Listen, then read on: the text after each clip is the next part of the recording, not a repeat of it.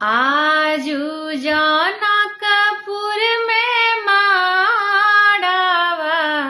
बड़ा सुहावना लागे।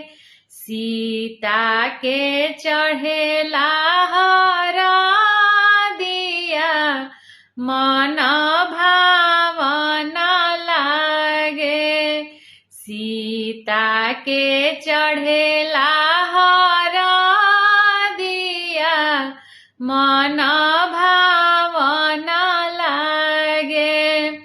हरी हरी बसवा कटवले जनक राजा मन में सुनना माई के बाजेला आनंद बाजा।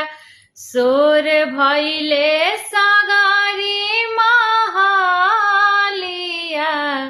बड़ा सुहावना लागे। सीता के चढ़ेला हरा दिया मन भा